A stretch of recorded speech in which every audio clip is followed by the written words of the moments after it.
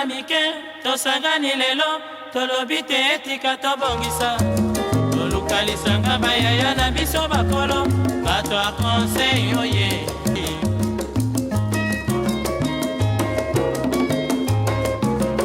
kobongisa mboka eponi motu te moto nyonso na mosala. Bien, mbote na bino nyonso balandi ya magazine Jeune en Action, magazine oyo elobelaka bino bilenge, elobelaka biso bilenge. Lelo toza un plaisir ya koyamba mpona bino moko ya bacommunicateur ya Lamuka bolandaki arrivé ya président Martin Fayulu, le commandant du peuple. Tomonaki ndenge esalamaki, toyokaki réunion ya ba leader ya opposition na Genval. Toyokaki ba makambo nyonso ndenge esalamisami yango tolungana tokutana tobengi lelo communicateur ya Lamuka tosola naye tozwa ba précision par rapport ya ba makambo nyonso tozoyoka yoka epai ya bato. Maître Nico Mayengele, président ya parti politique Congo Normal. Mbote Maître Nico. Mbote mwana mboka Justin. Toza nesengo ya koyamba yo lelo na magazine Jeune en Action. Bonne santé. Santé nange a lié la santé école. Utaba iba victoire ya peuple. Nzale kota na peuple. Parce que victoire ya Martin Fayulu elle est quoi bilei. Lokola ba iba ki yango par monsieur Nanga na monsieur Kabila. Ba ki ko simbisa monsieur Félix nzale koti na école. Donc santé nangai elle est médiocre parce que santé école au pays elle est médiocre. Tobeta dans lisolo ya Congo Normal. Boni masolo ya Congo Normal. Où ezali parti politique to rappeler ya Yomoro. Il faut corriger masolo ya parti politique. Parti nangaité. Parti politique est un parti à peuple. Nakolo battre mon parti ne mon parti. Non, c'est notre parti. Parce que pour créer Congo Normal, nous sommes partis d'un constat. Tu as constaté que le parti politique en Congo, il y a des gablo, il y a des colons, il y a des bord, il y a des familles mokoboui. Il y a un parti tel, ceux qui présent à l'école tel, au monde a des membres belé école. Parti tel présent à l'école tel, au monde a des membres belé école. Mais dans le Congo normal, il y a 26 provinces. Au monde a battu belé à est. Battu belé à ouest, il y a centre, il y a nord sud. Donc, mon truc tu vas éviter que Nico Mayengele oh on va tuer président de la colonie. Na comment normal moto éviter. Ngana komi mungala tant to na sima ya Bemba biso to bangala. Muluba tant na komi na sima ya Etienne Tshisekedi. Lelo balobi non Nico Mayengele ko moto bandundu pour la ligne na sima ya président Martin Fayulu. Puis yende ba potaki. Té na démocratie tribalisme est cicaté. Ce qui compte, c'est les valeurs, les principes pour défendre. Parmi les principes et valeurs, au Congo normal, il faut instaurer un État normal. C'est-à-dire, au Kikoluka État de démocratie, État de droit, tant qu'on a un État normal. C'est-à-dire, Batoyo, Bali, intègre, Bato Mitue Kosala. Pour ce que je montre à Liboma, au Tien Abokonzi, au Lukia comme un démocrate, au Bomi Ekolo. Ndé tolobi totongana no état normal gage ya état des droits démocratiques, économiques et sociaux. Yango moni lokola na tête ya seni bato bazali wana bali ba normauté parce que moto ali normal et bandaka nini et bandaka na ko différencier entre les biens et les mal. Ndenge na boye so na li président ya seni mwana mboka Etienne Félix Tshisekedi a gagné ma colonie. Exemple si vous avez proclamé 7 kikuni. Si vous avez une moto normale, dans le bataille à longue il faut proclamer moto à longue. Donc, moto normal, il faut être autonome d'esprit, indépendant d'esprit. Mais moto à normal, il y a tomber dans l'injonction. Bape sur injonction, Kanga Nico Mayengele, yo ali magistrat, au monique na sali kambote, na ali innocent au kangi, ou ali normalité. Donc un état normal, il y a des bateaux, il y a sens et humanisme, il y a sens et kibomoto, il y a sens et équité. Donc bitumba Congo, il y a bitumba, il y a valeur morale.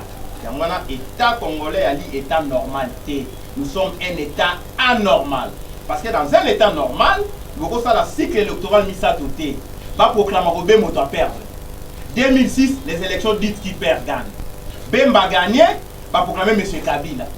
Et en normalité, tout comme en 2011, Papa Etienne a gagné, va proclamer Kabila. Et en normalité, 2018, Martin Fayulu a gagné, va proclamer M. Félix Sur-Onde à M. Kabila. C'est un état anormal. Et en normalité, Bisso Toali n'a bozui, où est l'équipe même États-Unis. Tola la Kamzala. Alors que Toali, pays potentiellement riche. Et en normalité, Ndeko. Toali na 2 345 000 km². Mboka lokola Rwanda. Abima premier producteur ya colté à Congo. Toleki na monene, toleki na bozui, toleki bango na mayele. Kasi bango ba leki biso kaka na mayele mabe. Ba tiende ko na bango awa ba contrôler biso. Siko ba tie monsieur Félix a auto faire rapport na Rwanda. Donc vous comprenez que et lokola ligorodo a memi éléphant na Congo et ali normalité. Donc quand tout ça est temps normal, c'est pour révolutionner et la classe politique et assainir l'espace politique, aussi rajeunir la mentalité de la gestion. Parce que, il y a ce moment, Mboko, il y a un rapport, il y a pillage de ressources naturelles. Mboko, il y a un rapport, il y a massacre, il y a massacre à Bundu de Congo, il y a fausse commune. Mboko, il y a des experts en Nations Unies. Enquête de ça, les makate, il y a un moto moko, il y a moto à parti, moko ya cash, à fondamenté Fayulu. Pour une incitation à la haine. C'est là j'anticipe. Et puis procureur à lobby n'a commis Mokanda, Bassambisa Fayulu, n'a tindi et pas la police judiciaire. Et normalité. Et si il y a un crime contre l'humanité à lui, beaucoup Sambisa et si il y a une fractualité beaucoup Luka, il y a un KBC, il y a un dossier. Ce qui est bolingi, le col a bois qui déjà essence dans l'école. Au bêtise à limite, bolingi peut être école, beaucoup zika binomoko. Tokotika na Congo na biso indivisible et kokata na te parce que bala maele mabe discours à tribalisme et na laboratoire M. Kabila na FCC ba sala kango avec élection pour ba diviser peuple et s'imiter les autres discours à tribalisme ba ko sala et ali réalité ali montage parce que peuple congolais la qui était ba que nous so ba na sima M. Félix Tshisekedi ba lobe ba lobate c'est faux et archi faux. Bakelo ba ina sima Martin Fayulu bali batabandu douter Moïse Katumbi bali batabandu douter Jean-Pierre Bemba bali Moïse Katumbi na sima ya Martin Fayulu mais monsieur faut comprendre que les candidats communs c'était qui au monde a quitté qui est Katumbi à l'attaque numéro 4 alors bien Swahili est-ce que maître Nico Maingele tout aux communicateurs ya Lamuka aux communicateurs adjoint à Lamuka la ville de Kinshasa aux coordonnateurs adjoint ya Lamuka c'est moi qui m'occupe de la chambre. Bien, merci pour la précision. État et coordonnateur, vous évitez que la Mouka est sous plateforme électorale, comme une plateforme politique. Où ils ont dirigé Sikoyo et pas il y a Moïse Katumbi. Sikoyo, ils sont là. C'est là que Moïse Katumbi bazan si Martin Fayulu. On a tous sur un bilingue, tous éclairci pour tout même on a voulu équiter. Plateforme c'est quoi ça?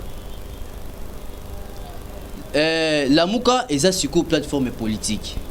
Dans la plateforme politique, les politiciens, où ils ont les leaders d'opposition, 5 leaders d'opposition, Bimisi, moi, Moïse Katumbi, le coordonnateur, il y a la Mouka pendant 3 mois. Et ça, il y a un autre déconnu comme Engel.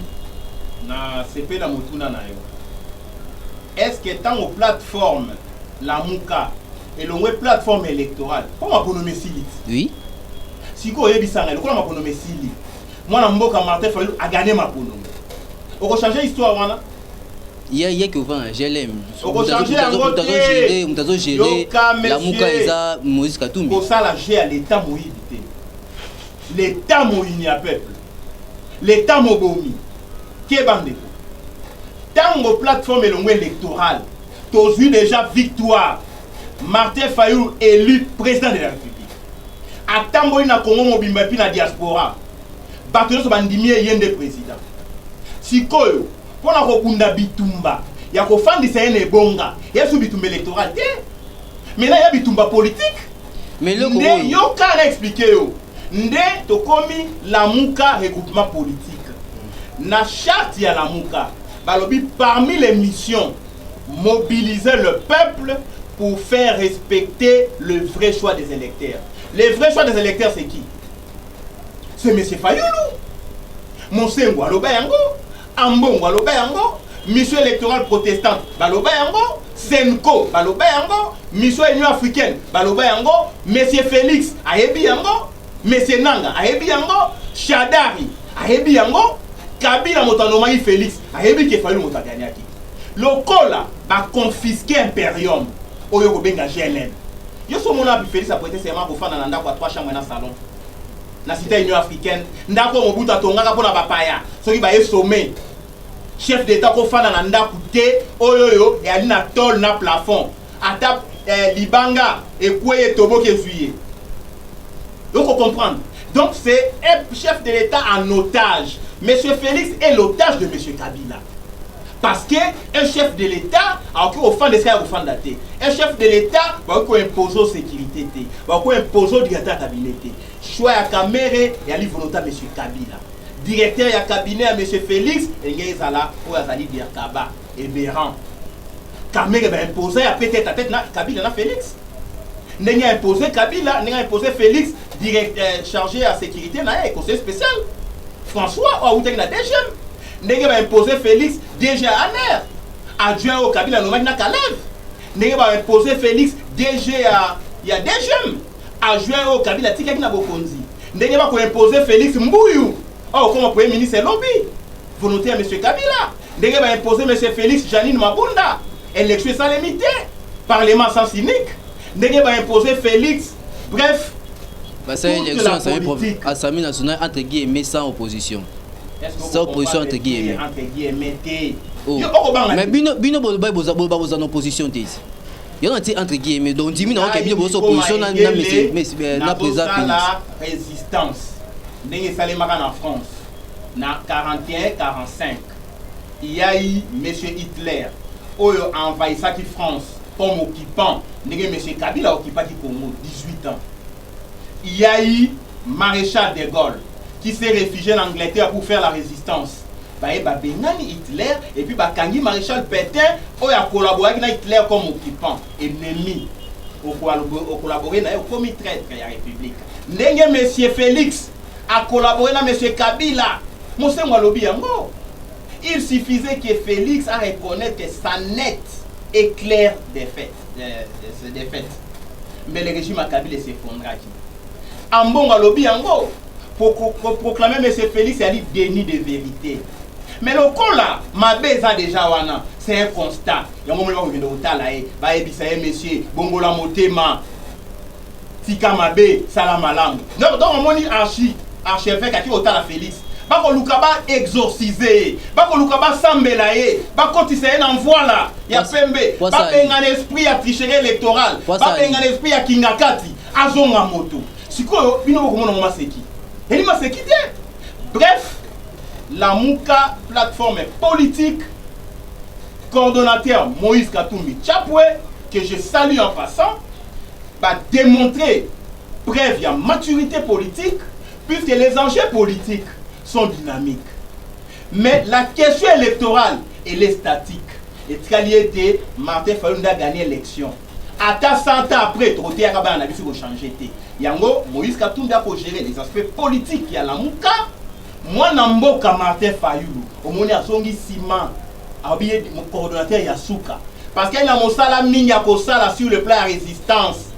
Abandaki va comité de résistance na Congo Mobimba. Il faut continuer. Nasuka a installer comité national de résistance. Vous comprenez? Donc, Martin Fayulu incarne la lutte populaire.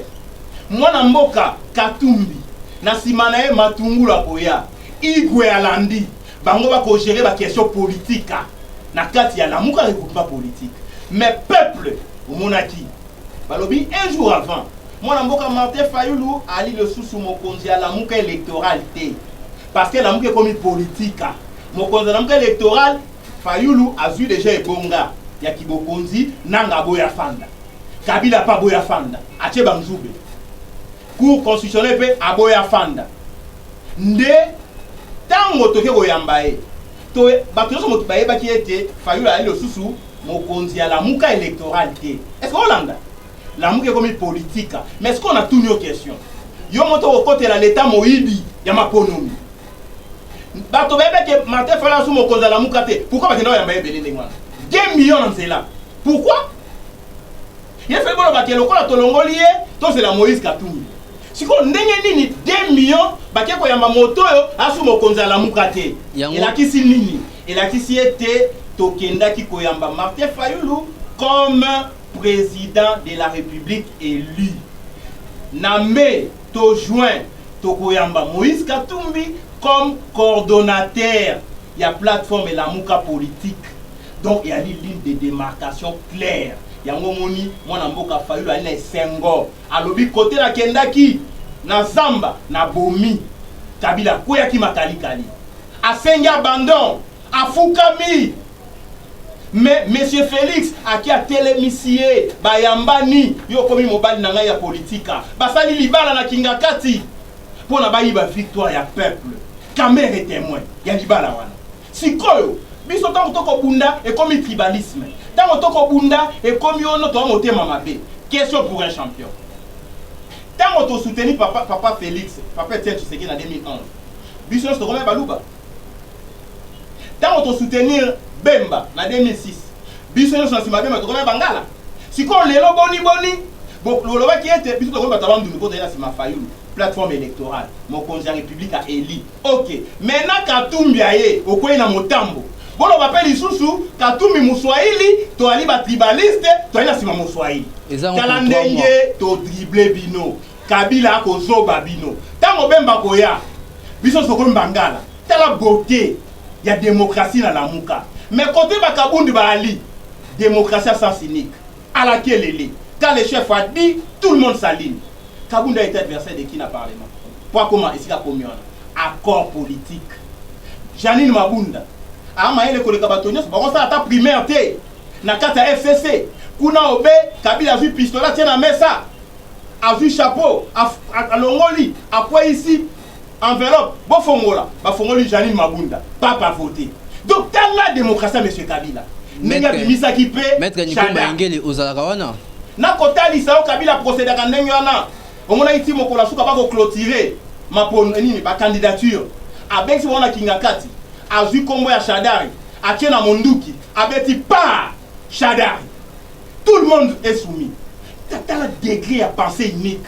Donc c'est une tentative d'imbécilisation collective. Bah comme on a bah prof sur FCC, bah li maëlité, démocratie, choyalité.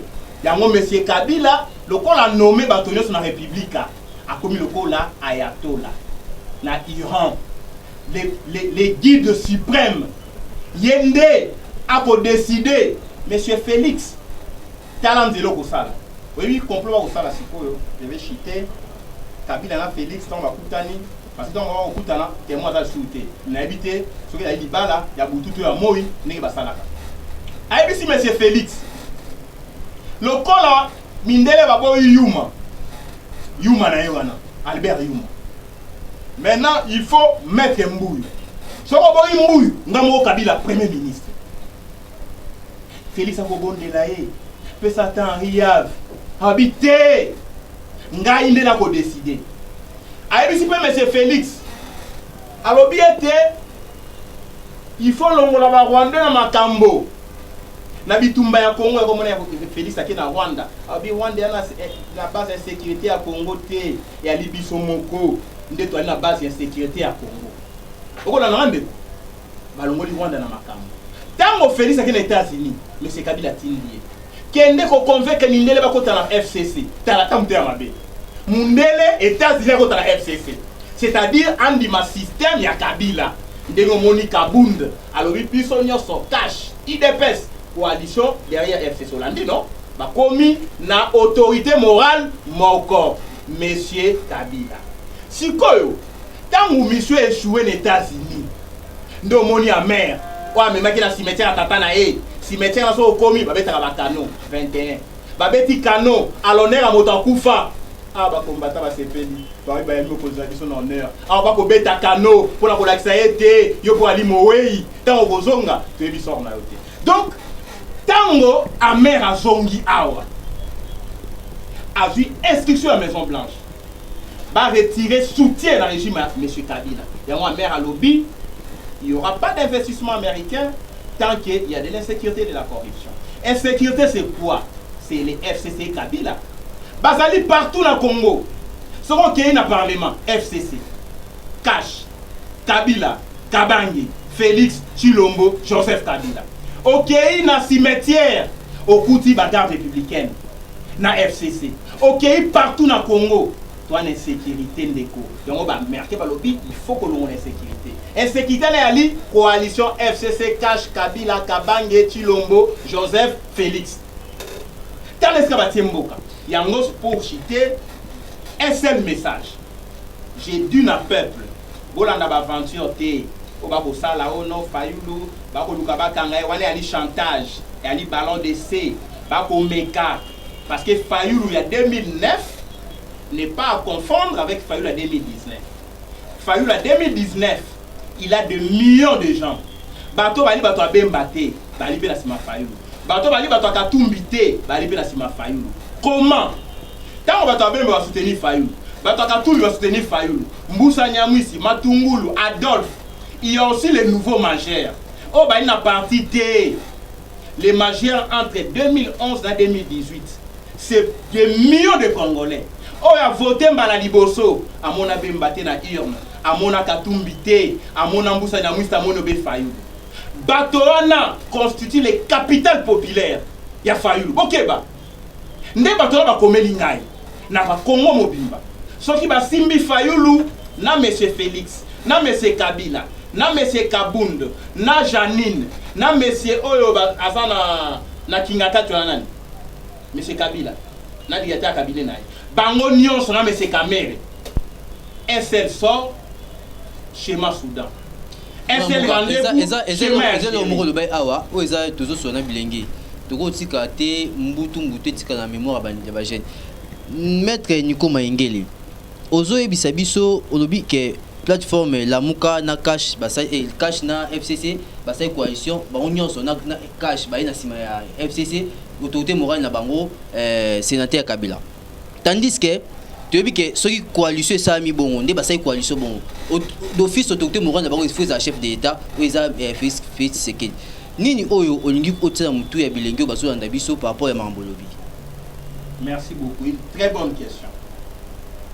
Autorité morale, il a d'abord terme anticonstitutionnel. Dans un Congo normal, dans un état normal, Congo normal, Congo normal, parce que son autorité morale, il a nini, makanisi na yo, ba penser na yo et ali dicter, na wa l'autorité à penser na yo. Autorité morale est autorité de la pensée. Est-ce que vous comprenez? Donc pour moi, à Kanissa, il faut Kanissa par procuration. La démocratie, autorité morale à la raté. Moto à lobby coalition, autorité morale, M. Félix. Et là qui s'y était, M. Félix, il faut dictaka. Bah député, tant qu'on va voter loi. Est-ce que loi n'est qu'un sens tel, balandi, autorité morale. Parce que dans mon tour, il y a un autre côté. Bah qu'on tient au même mécanisme. Donc autorité morale a une place dans l'état normal. Mais c'est Kabila qui a créé le concept d'autorité morale. Il y a une édition autorité morale, soit na kanaïté, soit na kanaïté. Tant que si Janine Mabunda a vu son chapeau na été autorité morale. Mais nous encore réfléchir sur les candidats parce que Boali va sous-homme, parce que Boali va coloniser mentalement. Mais nous c'est l'autorité morale qui pense en lieu et place de tout le monde. D'ailleurs qu'on penser, n'a la présence nationale. Autorité morale, M. Kabila, Janine, tout le monde, iyo. Tant on pense à qui Chadar, il y a un contestant qui, mon collègue va clôturer ma candidature. Autorité morale a décidé. Quand on y a un saut, on va dire Kabila, Bali, le col bateau, Bali, na sous-traitance mentale. Kabila a sous-traité mentalement. Vous avez sous-traitance, non?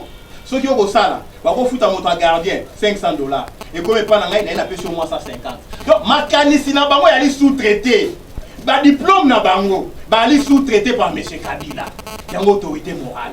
Autorité morale, le col Nzambe, où a décider sur ces sujets. Dans l'état normal, autorité morale est réalité. Donc, débat autorité morale, c'est un débat. Il y a, c'est un équilibre démocratique. Moi, je ne peux pas faire ce débat. Mais problème Nathalie sur le la Kabila yene mon autorité morale. Yene mon a créé concept naie, mon encore remplacé été. Yango mon autorité morale agissant de quoi doit comprendre. Tant à nommer moto. Yo ko penser te yo moko. Au moment qui Félix akei na Kenya. Ah mais qui moi au kanisa qui a zali indépendant d'esprit na ko nommer un informateur ceux qui n'a zongi d'école. Tant à zongi autorité morale abi non, yo na doit réfléchir. Bien, au ko nommer premier ministre.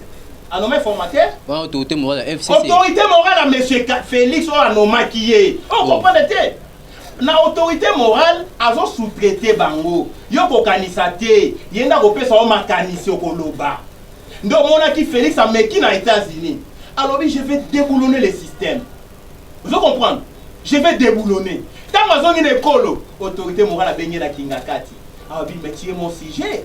Comment ko déboulonner le système? Ndo mona ki ba gendarme et autorité morale, ba Néhémie, ba lekina etando ba lobby, monsieur Félix a tenu des propos militants. Telle autorité morale a considéré propos à président républicain propos militants parce que a tout n'a quitté Yamboé Talo. Est-ce que va déboulonner le système? Corruption ça limité dans l'élection à l'Assemblée nationale, dans le Sénat, dans le gouvernorat, partout dans le Congo, si on doit déboulonner nani? Telle autorité morale. Accueilli à Poussani, à l'obéité, n'a qu'on nommé ministre de la justice Nangaï. Ben, sur monsieur, il faut nommer ministre de la justice. Est-ce que y a un droit à localiser Yomoko? Il faut autorité morale appeler sa ministre de la justice. Néhémie Mouilania. À l'obéité à la ministre de la justice. Si on Kabi Félix à l'obéité à Kisangani, au gouvernement, à qu'on mekako, raisonner, à l'accepter, allié indépendant d'esprit. Mais ce cas zongi, autorité morale a rappelé à l'ordre. Oh non, gouvernement au sala parlementaire va vous salater. Ben sur Abikeba. Gouvernement parlementaire va salater. Yo allez nommer. Yo allez dans la nommer. Au moment dans le gouvernement, il y aura des députés, il y aura des sénateurs. Si koyo autorité morale là ici, monsieur Félix Ali dépendant d'esprit, il y a monsieur Kabila. Ndo monaki Macron na Kenya. Alors il y a monsieur Félix. Vous voyez le Macron non? Monsieur Félix, tu dois prendre ton indépendance vis-à-vis de M. Kabila. Quand Macron, Bakbakéa français, M. faut son indépendance vis-à-vis de M. Kabila, qui dit que Félix Ali dépendant de M. Kabila. C'est une dépendance spirituelle, c'est une dépendance politique, c'est une dépendance morale. Il y a une autorité morale, il y a un sujet comme un esclave. Bien, Wanzali, maître Nico Maengele, il y a Zaraboué, tu comprendre, Azarali Kolo Makasi. Kasi maître Nico, tu songi support tout ça, on a marqué la Muka, la Muka plateforme politique. Par rapport à propos tenus et pas il y a commandant du peuple na meeting il y a Sainte-Thérèse. Oh, ils ont ça là, réaction d'ailleurs on anticipait déjà et même sous et ça était bafunda moi mboka Martin Fayulu akende ko samba par rapport à propos.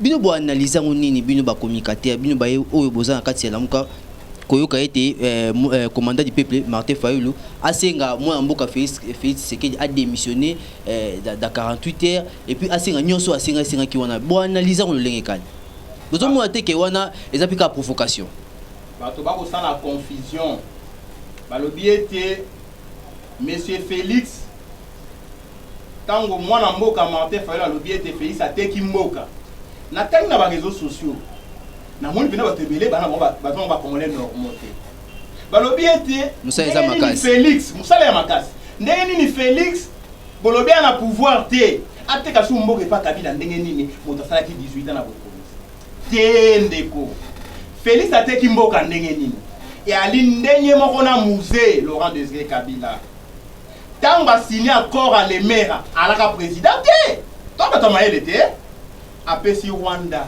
alobi tant okoma na Congo tala bino bokozwa oyo nde Moussa tekaki mboka na accord à l'Emera tango babomi musée na aller chercher dans la question mort à Moussa ba chef d'état dans le monde je ne vais pas dévoiler puisqu'il veut publier un ouvrage balobi était on a tué Moussa parce qu'il ne voulait pas respecter un accord quel accord à l'Emera a signé qui a moi avant dans la bokonzi ya ekolo ndenge moko monsieur Félix ateki mboka yambo ete afanda na ngwende a signé accord à Kingakati mboka eza ya biso yo kopesa Kabila armée na la police boni wala koteka mboka te yo no ozwi mokonzi te osali accord na Kamere na Nairobi soki tokomi na bokonzi Kamere présidence ya Sénat zwa attendez monsieur il faut pas côté de l'état na lamuka boyoka na rapé so il faut intel azui primature intel azui boyezaki bon il faut pas rejoindre peuple na kotalisa OK accord à Nairobi et là qui schéma ya Kabila mutatindaka Kamere apesa ki déjà Kamere présence à Sénat apesi Kamere finance apesi ministère ya infrastructure apesi primature apesi banque centrale na le poto balobaka la plus belle fille du monde ne donne que ce qu'elle a yo ko pesa obelo ko anango nga niko maengeli na ali na avion te mais na sali na corps na yo na ko pesa avion ya peuple wala oteki mboka te ndo monaki tango Kamere a réussi en mission à kopanza la muka pour là-bas débaucher M. Félix, pas M. Kabila na Kingakati. Ndetango M. Félix a comme na Kingakati. A joué accord ya Kenya na Nairobi. A commission accord ya Kingakati. Nde au monaki, ben si Félix, yo, joie au bé tapis rouge. Oko bando tambo lobe na tapis rouge. Bako yamba yo, oko seka, oko tambo na mokili. Kasi oko nommé na armée te, na la police te.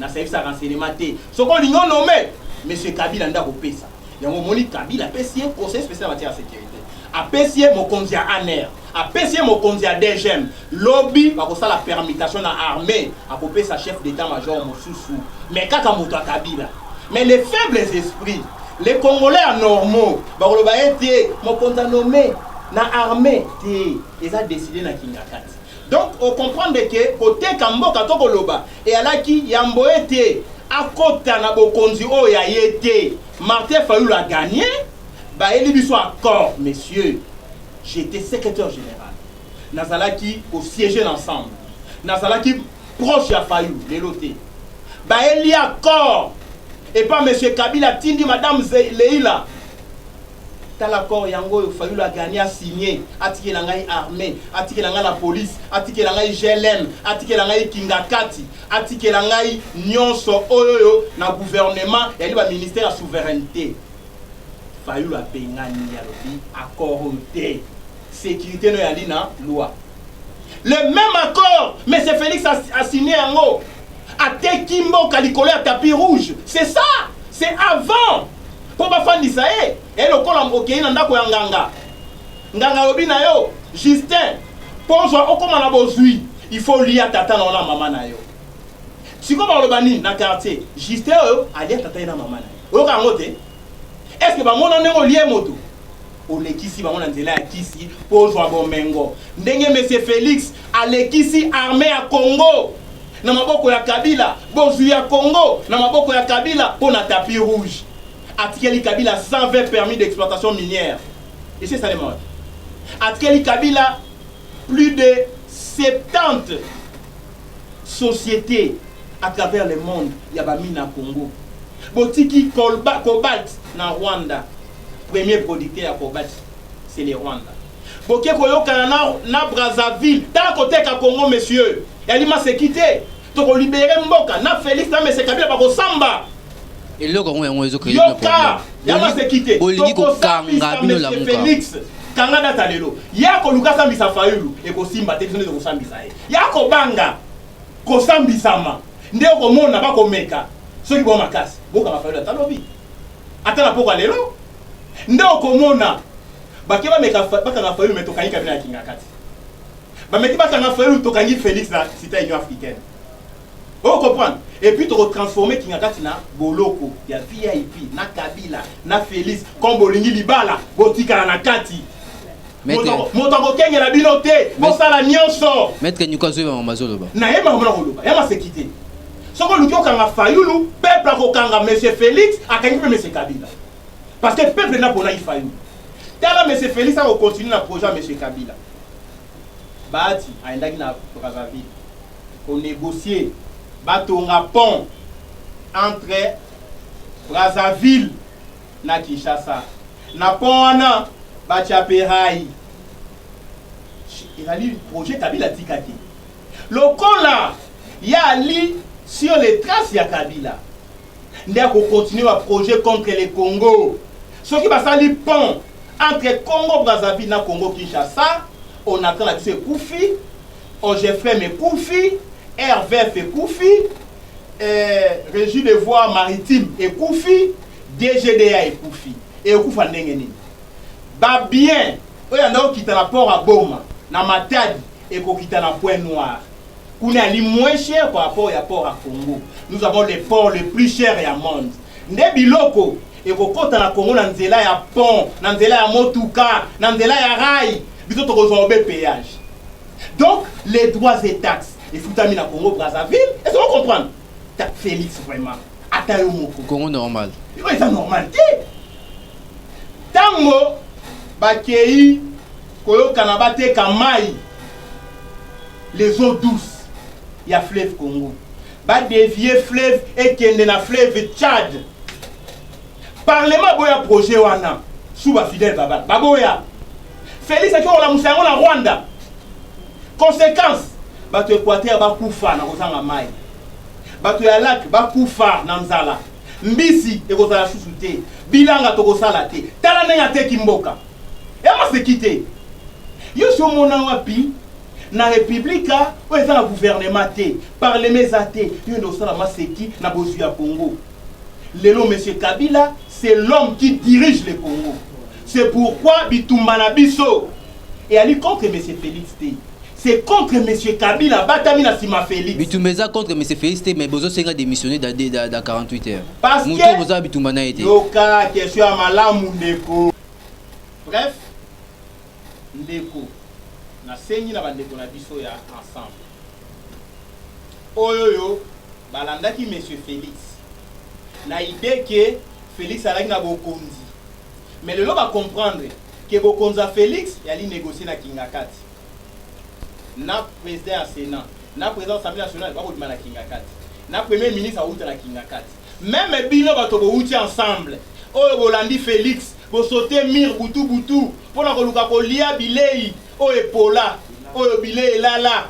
ndeko epoli solo pona bandima komo na bino na gouvernement Kingakati ndeko décider yali monsieur Félix té parce que liste yali maître Nico nacho ka mungu na munoko nacho mungu na munoko nacho na munoko tomoni bilenge pe ya ensemble basali déclaration dans une déclaration wana oyo basengi na président na bango Moïse Katumbi alongwa na lamuka donc pour na bango accord wana sami wana ya lamuka opesa mokonzi na bango 3 mois après mutu mosusu 3 mois bamoni ngisa mabe donc bamibengi base basengi a se retirer au moins te ke ezoke na ndenge mona ba obaki na bona na cash omoni cancer hein et contaminer bato tango bato ensemble bakati si butu balandi monsieur Félix pour koluka poste ne ba koluka ba influencer bato ya jeunesse ensemble ba luka ba manipuler jeunesse c'est le chef qui donne l'impulsion Moïse Katumbi oboko mona wana peut-être que bato ba yebiete na travailler na président Katumbi na mosika mais to sola ne boité c'est un monsieur normal c'est-à-dire moto yo azui bino en charge ndeko politique à Congo normal c'est la vérité a fouti caution y a ba député à AMK na ba ko ganga to ba indépendant c'est quand qui vous avez payé la caution monsieur la liste à AMK au député na qui indépendant na star so a dit star on attend de ça a fouti lui au caution ndeko tout ça la paix bateau normal a fouti lui ensemble a foutu AMK, a foutu AR, a foutu mouvement social, a foutu plateforme sur AAD. Plus de 3 millions de dollars. Pour nous à la députée, pour nous à la élu, au combien élu, j'étais indépendant. Sony. Wana ni wana. Na Congo normal vérité. Na Congo normal la vérité. Bosolo, le babo solo nani wana azu caution, azu caution. Ni koma engeli yoka. Mwana mboka Moïse Katumbi a foutu la caution à 1000 $. Oyo au sein de la campagne. MLP 127 candidats, payé par Moïse Katumbi. 127 000 $. Au Colongola bateau na processus, on y a foutu un mangoté. Ce n'est pas un Congo normal. Donc on comprend. Nala qui na liste, il y a AMK. Ngai va foutre la ngai. Toi qui même liste, n'est Eliezer va foutre la ye. Oh. Même liste, na ba Christelle Vwanga va foutre la bango. Même liste, na Daniel Saf va foutre la ye. Liste Moussou Ndeko Mike va foutre la ye. Okolanda, il y a les sons il est là. Ndeko Flavia Roussaki. Mais c'est Félix a commis malamu. Tango Luka qui manque en caution. Ok, n'est pas Félix pour l'année. Parce que Félix a fait qu'un manque à refouler la bataille des pestes. Au commis député, au juillet Kolo, au Tcheli Bosso, bilan de la tribaliste. Moi, je suis Moïse Katumbi, moto ya Katanga, a foutu l'io caution, au commis député, au la mine de Konayo. Tala Sony, no Moni, ba président ba parti, ba traverser pour le ba poste, ndenge, ba membre na bango, ba commis ba député, Va changer de côté. va changer côté. Il y a moto ici bango. On ne peut pas servir 2 maîtres à la fois. Soit au Alina Félix, puisque vous reconnaissez Félix comme président républicain, le Kola Katumbi, alors Binga il a qui dans une opposition. Ok? Bon, Tikalana, monsieur Félix, bon, on va ensemble. Pas continuer à accrocher ensemble, croyez que l'élection Koya, Katumbi a foutu sous caution. Tu comprends bino, bon, bah, Congolais normaux, il y a moto créé Congo normal. Bien. Si vous tapez sur caution, ça a moins respect. Moi reconnaissance. Il y a pour informer, attaquer. Nous avons ensemble, nous avons pas Félix pour y agir beaucoup. Bato nyon sur Balanda Félix, bazo a vie à Katumbi. Mais mon conduit ensemble. Au tout niété. Les noms Katumbi traînent à la mouka. Bato balaba qui la mouka ko kufa. Batikali na Sony Katumbi abomi bango. Donc on comprend que Congo fait dans la normale ndeko. Ceux qui au long de processus, qu'on a processus pour tirer dividende. Tant que le processus est mabé, président outipé ali mabé. Bien, to suki awa, to suki awa, et belé ya kolobeza vraiment, kasi TV Zangonga. Mais tout le monde est to suki mission ah, mais to peut ça quand même mettre Nico dernier mot. Olobi nini to okuko synthétiser maramios o to lobi awa na nani pendant 2 minutes. Merci mon Amboka pour l'invitation au lancer ma jeune en action, l'action pénale nani jeune en action. Bien. Congo normal, nani parti auto créé pour les Congolais normaux, bato baboya kanyaka parce que ngai na ali exemple. Quand on a tiré na MLP à Franck Diom, na téléméla monsieur Kabila. J'ai tiré sur Kabila avec son armée, avec son argent.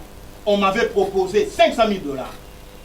À l'époque. Un Congolais normal, il y a ma quitté. Témoin Serge Mako. Mais mon proche, 500 000 $. Na boya pour na trahir Franck Diongote. Wazaki na boloko. Bolo bake Nico Maengel a trahir pour atikali na nzela ya Lamuka auto bandaki na Genève. Bato balobi ke biso to trahir. Et sur mon nom, un opposant a trahi au parti que l'opposant plus radical qu'avant. Peuple bazo baka été. Même Mandela, quand on a démarré à Boloko, il a continué le combat. Il a détruit le système d'apartheid. Vous comprenez? Donc, Kobima na Boloko, et la qui s'était pour changer ma ici. Il faut continuer Bitumba. Yango ano monaki. Tant Mandela bimi, va proposer à une comment on conduit école. Mais il y a un système apartheid à Boyaki. Ok, topé ça un bongo, otika bitumba boyi. Topé ça une liberté sous condition à boyi. Abi un homme en prison ne négocie pas sa liberté. C'est une leçon. Ya mwana ngani ko maengele na yebi ke bo kangangai. La sali ba kenga ba kangangai. Ba traître bali même na ngambo. O na yebi ba parti politique ba compléter ba kangangai.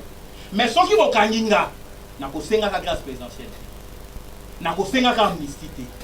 Le peuple va me libérer. Puisque la ligne à peuple, n'a pour défendre le peuple Tinasuka. Monsieur Félix est un mal, il s'est associé à un mal, il devient un mal. Tu ne peux pas soutenir Monsieur Félix tout en niant Kabila. C'est la relation triangulaire. A est en relation avec B. B est en relation avec C. C'est que A est en relation avec C. C'est la mathématique élémentaire. C'est le syllogisme disjonctif. ceux qui soutiennent M. Kabila sont soit FCC ou Dikash. Or, M. Justin soutient M. Félix qui est Dikash. Donc, M. Justin soutient M. Kabila. Beaucoup ça peut prêter. Au que le bâtiment que Kabila na Félix, ba Kabwana, ba Bomakor, en accord wana ne sali Félix à la présidente. So Félix a dit qu'accord on a Kabila à son président. Il y a un autre lobby a démissionné. Ce qui a démissionné, le schéma est politique. Moto a gagné qui Martin Fayoulou. Donc au monde, papa, Fayoulou président Kabila Kimi. Pour être au Sambisaï. Mais le président comme une école, bato ba ima ba ki maraté. Bato ba bouki ba ki maraté. Dans l'Assemblée provinciale. L'Assemblée provinciale, ya Kinshasa, ba bengi siki matondo, akanisa ga été akodondwa na kimuta CCCO. Atiki plus de 30 mois à Nyongo. Niko Maengele, au Bolongo la na ville, na la directeur réglementation et études. Il y a marché public na ville. Recruté par la Banque mondiale. Formé par l'Union européenne, les premiers experts en passation des marchés publics de la ville, c'est moi. Balongo là pour la bitumba ya la muka bitumba ensemble. Mais côté la Zalaki, on a compté ça qui n'a pas faim et si là qui n'a pas normalement t'as la Sony. Il y a on a TV, monsieur Kimbuta, ba ko sambi sakayo. Ateko bato ba na Sénat, na assemblée. Toko sambi so to libérer Mboka. Parce que Mboka so changement yé, ba sata ondeni. Okomona bato ba kiminana. Bango moko exil forcé. Ba kimi bango mo volontaire, on est forcé. Volontaire. Moto kimi na bina tala yo sandenge nini. Mais ce qui va to ba kimité, c'est que ba ko bangati. Ya moto lobi bien pour la TV Angonga, merci beaucoup na Jeune en Action. Merci na bateau sur Holanda biso, président Katumbi toko zela yo toko yamba yo comme coordonnateur. Martin Fayoulou, il est là comme président élu, a donc revendiqué vérité désir à au l'opposition à M. Kabila. C'est un résistant. M. Fayoulou Ali incarnation la volonté populaire. Mon amboka Moïse Katumbi Ali pour gérer la mouka 3 mois après mon soussoyer. Mais bitumba vérité des urnes et aussi la kate Timokolo Toko Kanga et M. Kabila et M. Félix. Merci beaucoup. Pour l'homme Moïbi, va mettre la moto l'autre. Totondio mon amboka Nico Maengele. Tosugisi émission awa. Tosola qui n'a pas mboka Nico Maengele oaza président ya Congo normal toza posa bilenge mo normal na poser l'arrêter toza posa bilenge mo normal les mis statut légalisé notarié arrêté na komona mona mboka Basile apesa nga arrêté à Congo normal et ça la contribution na ye donc yango na yebisi mona mboka Basile na koya opesa nga arrêté ya agrément ya Congo normal et ali contribution na yo na combat pour na Congo normal. Bien, to suksi awa. Kasi to ki nyonso oyo maître Nico Maengele lobby. Nga na ko bakiselo côté to tika ki voma temps boyo ki bino nyonso na bokebi mingi. Et loko maître Nico Maengele lobby était a expliqué discours ya soldat du peuple, ya commandant du peuple. Kasi parti moko oyo maître Nico Maengele lobby ya ko senga mwana mboka o commandant peuple ba senga mwana mboka Félix Tshisekedi a démissionné. Biso na jeune na soto mituni ba question. Ko démissionner à président Félix Tshisekedi ikoza en faveur à nani? Eza ko zongisa ndeko Kabila na poste était pour baza majoritaire na Sénat. Et le président c'est pas voter mon président Sénat pour amatana bonga mambulu yekeza na kasi to sukisi awa l'avenir se prépare Sénat constitution et ali révolution a démissionné Sénat quoi assemblée quoi ça peut plaider et après qu'a démissionné président Sénat comme président Sénat t'enseigne et ali démission politique et ali schéma politique et ali revendication à victoire et moi na mboka yo lingo tu bango beta masasi na suka oko ça a été ceux qui démission pour profiter na nani. Son gars démissionné Kabila Kimi et on profite de Kabila Ndé. Sobana mike tosangani lelo tolobite etika tobongisa tolukalisanga bayaya na biso bakolo bato a conseil oye.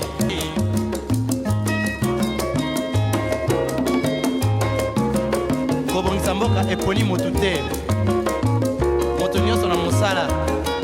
Aha.